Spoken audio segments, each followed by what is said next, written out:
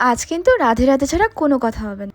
আজ ছিল লক্ষ্মী পুজো, তাই সকাল সকাল উঠে স্নান করে ভালোভাবে আমি রান্নাঘরে রান্না করতে চলে গেলাম। রান্না করেছিলাম খিচুড়ি, একটা হয়তো ভাজা বা সবজি কিছু, আর বেগুন ভাজা। তারপরে তো আবার চেঞ্জ করে চলে আসলাম ঠাকুর ঘরে। সেখানে বসে যত কাজ ছিল সব কমপ্লিট করে নিলাম, কারণ ঠাকুর মশাই আসলে তো আর সময়ই পাওয়া যায়। তোমরা বাড়িতে কারা কারা এবার লক্ষ্মী পুজো করেছো আমাকে অবশ্যই কমেন্ট করে জানিও, আর কে কোথা থেকে আমার ভিডিও দেখছো সেটা কিন্তু কমেন্ট সেকশনে অবশ্যই লিখে যেও। লক্ষ্মী পুজো বলে কথা, এত আয়োজন হয়েছিল সেদিন। সত্যি বলতে আমি কিন্তু নাড়ুগুলো বাড়িতে করিনি, এগুলো প্যাকেটের নাড়ু, যেগুলো আমি দোকান থেকেই কিনে এনেছিলাম। যাই হোক, আমি আনিনি, বাট দেখো কত ফল, মিষ্টি, ফুল, বেলপাতা, কত কিছু দিয়ে আজকে মা লক্ষ্মীর পুজো হবে। সত্যি বলতে বিয়ের আগে কিন্তু আমার পুজো নিয়ে একদমই এক্সাইটমেন্ট হতো না।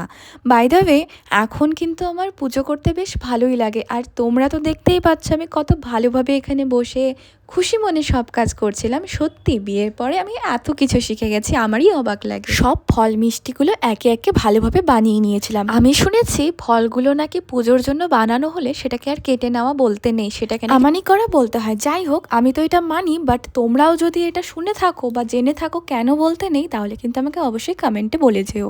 তারপরে সেগুলো রেডি করে আমি এখানে লুচি সুচিগুলো করে নিচ্ছিলাম, কারণ একে একে লুচি সুচিগুলো বাড়িতেই করতে হবে, এটা তো আর দোকানে কিনতে পাওয়া যাবে না। যাই হোক, আমি একবার তো ট্রাই করব। বাড়িতেই নারকেল নাড়ু আরও যত সব নাড়ু হয় সেগুলো করে আমি ভালোভাবে লক্ষ্মী পুজোটা করবো ভেবেছি।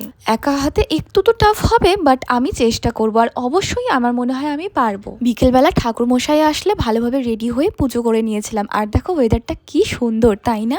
সেদিন কিন্তু অন্যান্য দিনের তুলনায় আমার একটুও দুর্বল লাগছিল না। জানি না কি হয়, যখন আমরা পুজোর জন্য উপোস করে থাকি তখন কিন্তু একদমই উইক লাগে। বাই দ্য ওয়ে, ভিডিওটা ভালো লাগলে লাইক, কমেন্ট, শেয়ার, সাবস্ক্রাইব করে দিও। See you in the next video. By.